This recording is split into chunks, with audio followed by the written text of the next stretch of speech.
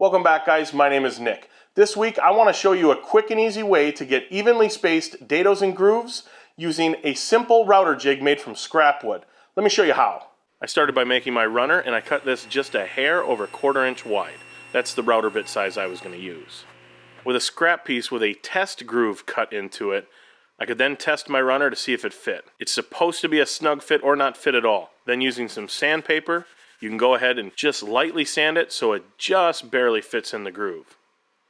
You want this runner to be snug, but yet to be able to move back and forth without any play. Then using that same piece of 1/4 inch MDF from earlier, I cut a chunk off of that to act as the base. With this particular method, the runner does not need to be glued to the base completely parallel. In fact, I exaggerated how far off you could glue it, just to show you later it doesn't matter. This piece is pretty thin, so take a straight edge to it to make sure that the piece doesn't bow and that it remains nice and straight. Then just add some weight to hold it in place. When the glue's about halfway dry, about 20, maybe 30 minutes, I came back with a cabinet scraper to clean out any glue squeeze out. Here you can see the before and after. Now it's time to make sure that that runner is exactly parallel to the edge of your base piece. Using a piece that you've cut on your table saw already and you know that it has 2 parallel edges, use that as a guide piece with your jig runner on the edge of that piece. Then you can run it through the table saw, flip it around, make another cut, and now you know that both edges of your base are parallel to the runner you glued on earlier. At this point you have a trapezoid. Then using my table saw sled, I square up both ends. Now you basically end up with a base for your jig that has a runner a 1/4 inch wide, the edges are parallel to the runner, and both ends are square and 90 degrees to the runner. With a 1/4 inch bit and a trim router, I could then measure from the edge of my router bit to the front of my base. Although this router has a square base, I always referenced off the front edge, because this particular router isn't the same distance from the router bit to the front edge as it is the back edge. You'll then want to rip your base down according to your specific router. Every router is going to be different, so you'll have to measure your particular router. I left the jig a hair wide at this point so I could sneak up on the cut. With my jig now clamped to a scrap piece and the runner in the test slot that we had earlier, I could make a short test cut. I was shooting for 2.5 inches between each dado. You can see here that I was about a 32nd off. Back to the table saw, I cut off exactly 1/32 of an inch. Then I can make a second test cut, double check it, and you can see I was right on the money. Your jig is pretty much ready to be used at this point. I used a speed square to start my first dado. You can also use either side of the jig at this point, just clamped to the wood. Once you have your first dado made, then you can put the jig in that slot and make the next dado.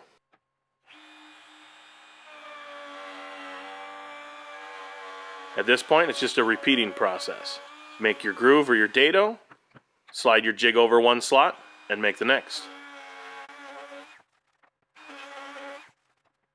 The jig as is works great for narrower pieces, but I was wanting to get dados in a 48 inch wide piece of plywood for a hardware organizer that I'm making, but more about that later. So I started by cutting a couple more 1/4 inch MDF scraps. I wanted those pieces to surround the router base. Just like so. Over a sheet of wax paper, I could then use some CA glue to glue the edges of these pieces in place. Making sure they're nice and snug on that router base. And for the last piece, I just marked where the router was so I didn't end up gluing my router to the MDF. And then that last piece can be glued in. I sanded all the surfaces so that I was free of any CA glue squeeze out. And then I added a couple reinforcing strips just for good measure. With this new variation of the jig, I wanted the runner kind of tapered and smooth on either end. That I did with some sandpaper. Then I just added a little bit of paste wax on the base of the jig to make it slide nice and easy. In my case, I set up my jig so that the grooves or dados were 2.5 inches apart from one another. On my actual workpiece, I knew I was going to be having a piece of plywood at the top, so I had to add 3/4 of an inch to that measurement. If you don't have this and you just need the groove to start at 2.5 inches down, you can use the jig with the runner on the edge of the plywood, make your first cut, and then proceed from there. But being I had a 3/4 inch piece of plywood that was going to be at the top of this part, I had to add 3/4 of an inch.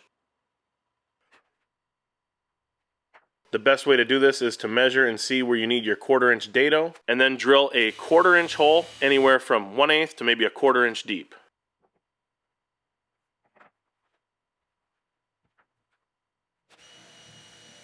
Then with a 1/4 inch straight bit in my router, I could place the bit in the hole and line a straight edge up with the base of the router. I did this on both sides and went back and forth a few times to make sure nothing had moved.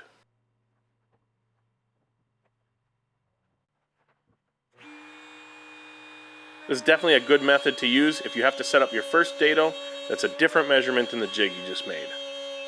In the future, I want to make this jig adjustable so it can deal with the initial offset dado, but more on that later as well.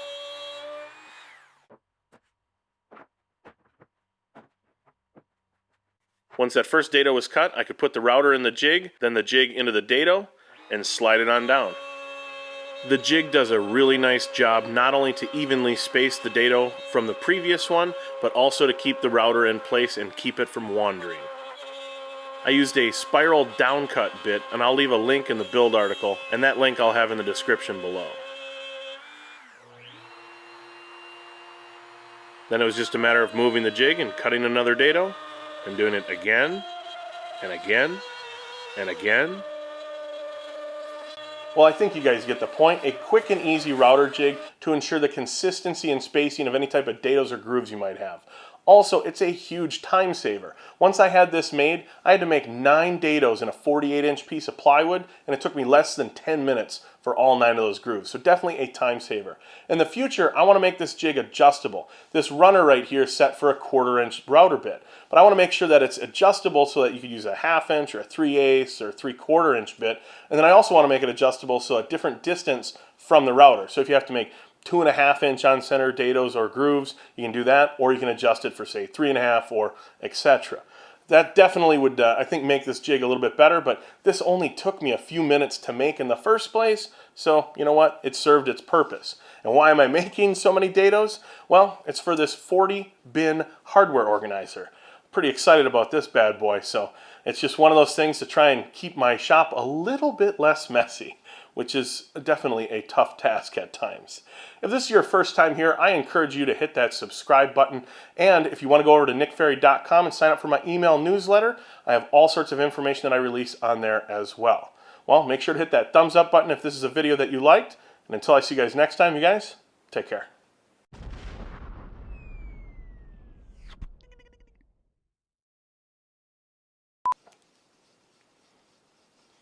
You're expecting this thing to fly off, aren't you? Not gonna happen. Oh, man.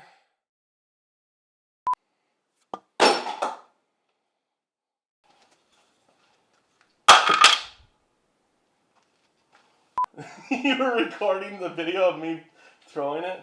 Yeah. Lovely. He's a fraud. No, I'm just gonna, I don't think I'm gonna drop it. Frankly, I don't want to break it. That didn't sound like hardboard. I don't think people are gonna like, that wasn't hardboard.